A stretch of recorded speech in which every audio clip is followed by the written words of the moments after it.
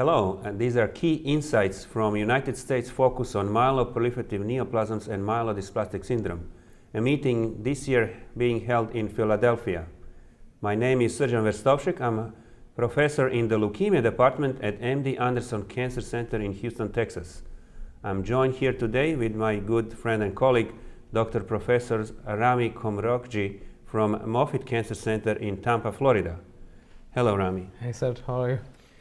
So we have here 2 days of exciting talks, 4 sessions spread throughout these 2 days on myelodysplastic syndrome or MDS and myeloproliferative neoplasms or MPN.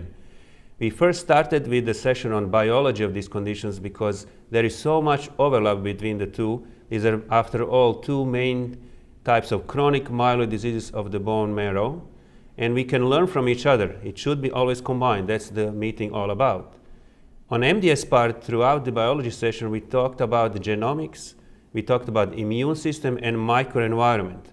Looks like we are spreading from genomics to other parts of the bone marrow that can influence the biology of the disease.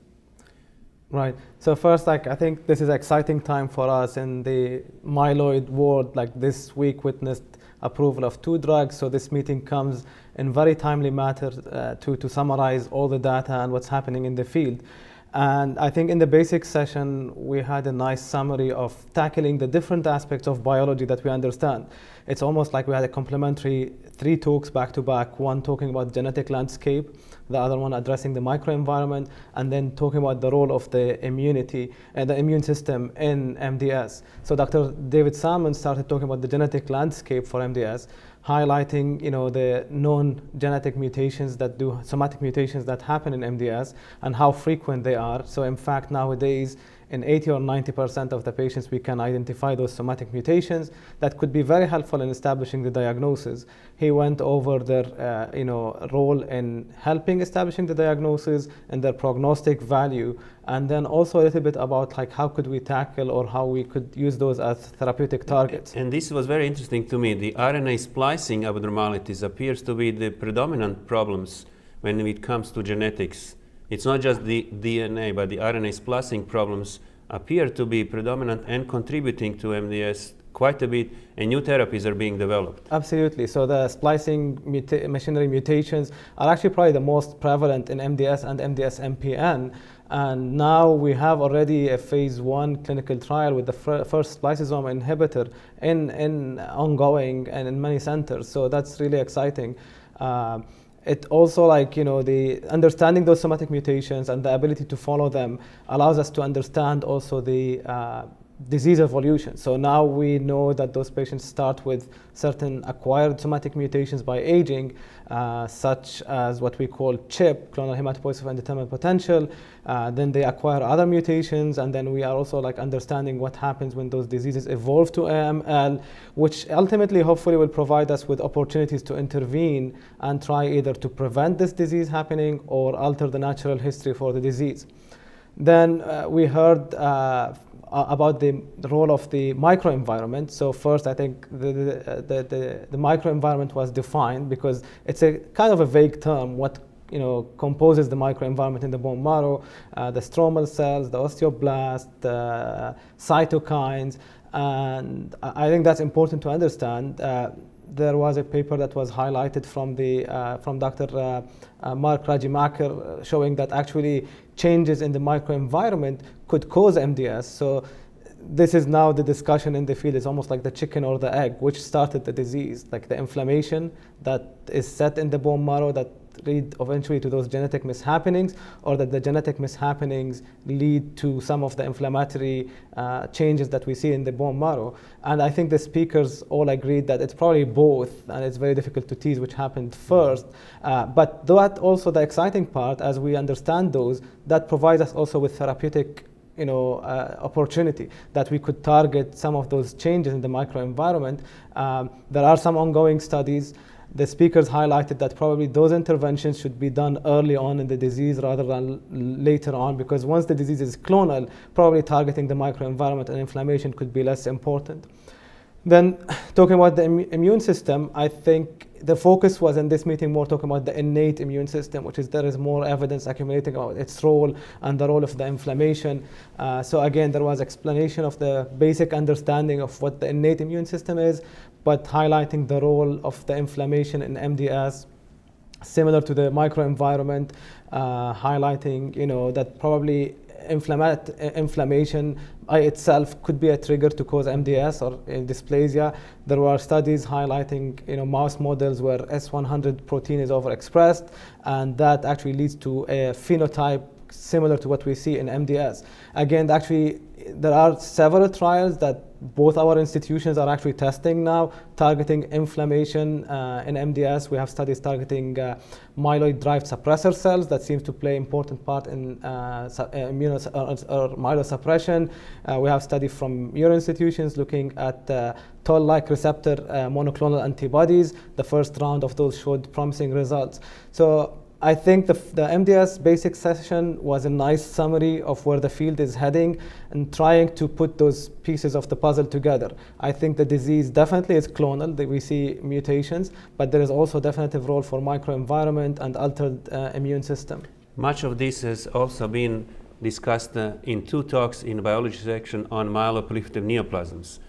Dr. Mulali from Boston has talked to us about mouse models, but not in a classical way. Like you would say there is a mutation and that mutation does this or that to a mouse, so we would be targeting that particular problem, the genetic mutation. It is evolving, like you were saying, for myelodysplastic syndrome, into understanding the immune component of that disease in the mouse and microenvironment in particular, because not all the patients have a disease when they have mutations. Like in myelodysplastic syndrome, older people we know have, for example, a JAK2 mutation. Some of them, 0.2% of older people than 60, have a JAK2 mutation without the disease. Understanding why the disease developed in the patients and some do not have it, right. That is something that we can still explore in mouse models. So mouse model in MPN having a comeback to understand beyond just genetics. And what is also interesting, Dr. Esther was telling us about possibility, which now has been published in the peer-reviewed journals, in a couple of leading journals, that it seems that we are understanding better the role of fibrosis in myelofibrosis, where it seems the fibrosis not only being a reactive process, it may be actually part of the disease process, that there is a differentiation of malignant monocytes, which we know that is the component of the disease itself, the differentiation of monocytes into fibrocytes, which look a little bit like a fibroblast, but the origin is different, may actually have a major component in the disease process. So this, again, is nice evidence of biology exploring new venues to understand what actually is happening in new models and opening a door for new therapeutic possibilities, preventing differentiation of monocytes to fibrocytes, if that is actually true in the patients itself. So instead of talking about reactive fibrosis, perhaps the fibrosis is actually biological parameter of the disease itself. Right. Now, in the clinical parts, we then move to the myeloproliferative neoplasms. We had a very nice talk on the mastocytosis. We would say mastocytosis, we don't hear much about it, but the major issue here is we made strides this year. Like you mentioned, there are new developments in medications being approved for myelodysplastic syndrome. Just recently, we had the first drug approved for majority of patients with mastocytosis called midostaurin, which is based on the biological abnormality that leads to mastocytosis, a KIT D816V mutation. Are we excited about having midostaurin on our plate of therapeutic possibility for mastocytosis? I think we are, because there was no therapy apart from occasional patients that would be sensitive to imatinib. Midostaurin covers all the patients with aggressive disease, and this is another evidence how we understand the biology well and how that would lead to the new drug development. Yeah, I totally agree. Like, obviously, mastocytosis is not the most systemic disease, but for us who see patients with myeloproliferative neoplasms, when you see those patients, they are really symptomatic, and their burden of disease affects their quality of life. And the midostaurin provides a treatment that led to dramatic improvement in those patients' symptoms and responses. So now, for the first time, we have a treatment available for those patients. The speakers summarized the data behind the studies that actually included more than 100 patients with systemic mastocytosis. Again, that was published by Dr. Gottlieb, and that's a task not easy to accomplish in a rare disease, to have a study with that number of patients. But I'm excited about the drug now that is available will lead, like we have seen previously in other myeloproliferative neoplasms, to better understanding of the biology beyond just Absolutely. the D816V KIT Right. mutation, because it was presented that there is genetic profiling that may help predict who will or who will not respond to midostaurin, which will lead to new drug developments. So it's a circle here. Absolutely. We learn about biology, we develop new drugs, we understand why they work, why they don't work. New biology of understanding response, no response will lead to a new better drugs in very near future. Absolutely. And we have seen throughout the second section on MPN, beyond the mastocytosis talks on PV, ET, and myelofibrosis, how the scope of understanding of the biology and clinical utility of the drugs leads us not just to select proper patients, but also to change the diagnostic process, for example. Right. Polycythemia vera is a classic example where much more effort in understanding the characteristics of the disease led to better diagnostic process. And Dr. Brady Stain explained us the major changes in the WHO classification, decreasing the level of mandatory hemoglobin or hematocrit for one to make a diagnosis, and trying to have a bone marrow done as a part of diagnostic process to make sure that that patient actually has polycythemia vera. Right. Similarly, in ET, that was interesting discussion about ET or prefibrotic myelofibrosis, Right. which is kind of a gray area. Right. What are we talking about here? Yeah, so I think in that area, obviously, we have, in the past, we observed a group of AT patients that will progress quickly to myelofibrosis. And nowadays, we know that those patients probably had myelofibrosis from the beginning, the prefibrotic MF. There are some, pathological features and clinical features that can distinguish between them. What to do with that, obviously, at this point, is still an evolving process. We know that those patients will be more likely to progress to myelofibrosis, but not necessarily that will intervene differently. But that's a group that we expect them to have higher rate of transformation to myelofibrosis. Those patients were more likely to develop AML. I think Brady also did a very good job, like highlighting the enigmas in those diseases. Like, he made the audience pause and think about the risk factors that we think of for those patients when we decide on their treatment. Yes, we all think of, for example, age and prior events, but also he highlighted other factors that we should be thinking about, the cardiovascular risk for those patients, leukocytosis as a very important prognostic factor and predictive factor for thrombosis. All those factors that we're actually now starting to individualize our decisions to, are we going to treat those patients or not based on that. And you are right, the prognostication, beyond just making proper diagnosis, is evolving. We now have NCCN guidelines, I think a couple of days just posted on the line, and it will be in publication in October, explaining that genetics do influence the management and should be influencing the management of patients with ET, in particular, so-called IPSET thrombosis prognostic scoring system that accounts for cardiovascular factors, age, history of thrombosis, but also presence or absence of the JAK2 mutation. So we have 4 factors. We are evolving both in diagnostic process and prognostication. And then the last talk on the MPN session on the first day was on JAK2 inhibitors and their use. Dr. Mascarenhas had his personal view, I would say, Right. how to use them, where to use them. But I'm happy to see that it is evolving to broader use. There is, at the moment, a study underway in ET, ancestral thrombocythemia, comparing one of the JAK inhibitors, ruxolitinib, to anagrelide in patients that do not do well on hydroxyurea, which is standard frontline therapy. We already have a JAK inhibitor, one approved for PV, and there are a number of them still in contention for myelofibrosis, particularly for second line. And we have here a couple of them, pacritinib still being evolved or tested in this area, and other one called NS018. Where do you see this going in myelofibrosis in particular? Yeah, I think John did obviously a very good job summarizing his view, but also putting things in context. I think there is no doubt that ruxolitinib has been one of the most important, improvements that we can offer our patients in terms of improving their symptoms, spleen reduction, having them feel better. But I think we are starting now to recognize that there is also still unmet need for those patients after ruxolitinib failure or after the treatment stops working. So I think definitely ruxolitinib will be in the armamentarium. The question whether also to move those treatments earlier on, could we alter the natural history if we started intervening earlier with JAK2 inhibitors, then what to do after ruxolitinib failure. So he presented some data from the PERSIST-2 that suggests that maybe second generation JAK2 inhibitor could work in that setting, some promising results there. There is some difference in the toxicity profile in the myelosuppression of those medications. So some of them could be better served for patients that are like severely cytopenic, like pacritinib has less myelosuppression, for example. Then the question is how we improve our responses and what's required to improve the responses. Do we increase the number of patients responding, the durability of response? Are we going to start looking at biological markers? Are we changing the history of the disease? And like highlighted several trials that are ongoing, trying to add to the backbone of the ruxolitinib upfront to achieve that. And particularly for pacritinib, which is in development for second-line patients or patients with a low platelet numbers, PERSIST-1 and PERSIST-2 studies were recently presented.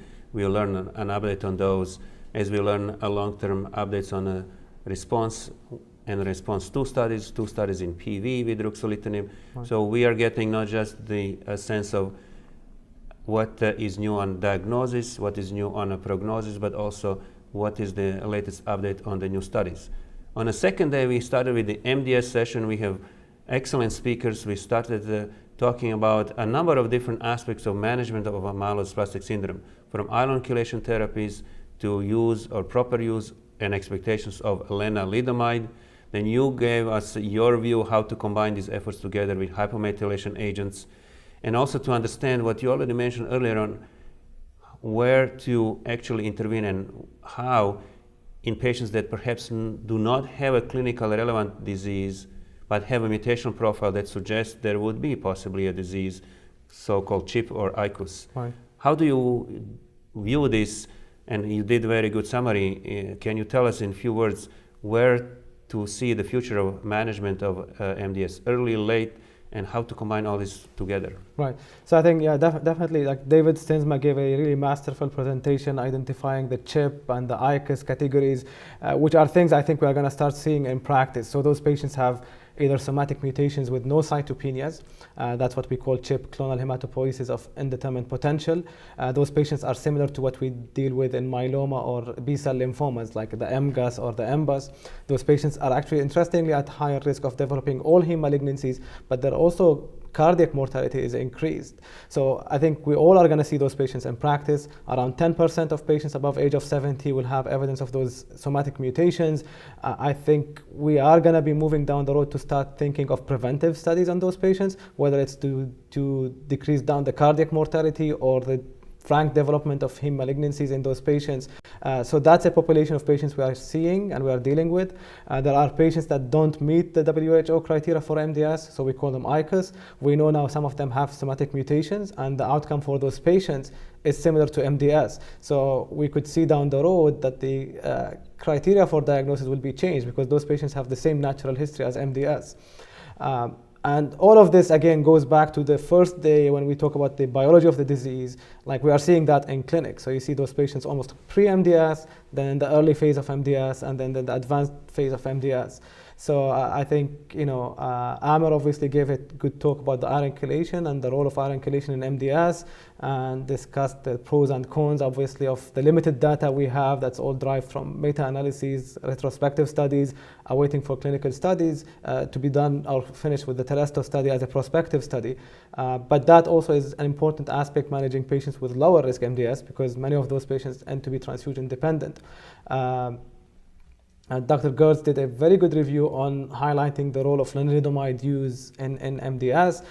The current FDA approval obviously is for transfusion-dependent, lower-risk MDS patients with deletion 5q. He highlighted several studies. There were several studies, indeed, right. beyond the just 5q, so right. that were very nicely reviewed and summarized. Me not practicing MDS therapy much, I was quite surprised because it always comes to 5q minus, but there is a role beyond 5q minus. Right, and I think he did a very good job summarizing the recent intergroup study that was presented by Dr. List at past ASH, where they looked at possible lenalidomide single agent or lenalidomide plus erythroid stimulating agent. And this was a randomized clinical trial, intergroup. Many centers in the United States contributed patients to that study. And the study showed that actually the combination yields higher responses and a promising, probably a signal for more durable responses among those patients. The French group had previously also demonstrated similar data. So this could provide now an option for patients with non-deletion 5q that they be treated with combination of the lenalidomide and erythroid stimulating agents in non-deletion 5q patients. Then Amy Dazan actually did a very good job kind of showing or kind of exploring novel therapeutic agents. And again, it goes back to our understanding for the biology of the disease. So talking about novel agents like basically looking at the TGF-beta pathway, targeting TGF-beta pathway. We have two drugs that have been tested, sotatercept that's been most tested in the US, luspatercept, our colleagues in Europe used that drug. And both of those drugs target activin receptors in the TGF-beta pathway. They are fusion trap proteins that bind ligands before binding the receptor. Both of them showed promising activity, almost 30-40% response rates in terms of hematological improvement, transfusion independence, particularly in patients that have SF3B1 or ring sideroblasts. A phase 3 trial with luspatercept called Medalist had just finished accrual, and if that study is hopefully will be positive, and we are optimistic that this will be a new drug for our patients with the lower risk.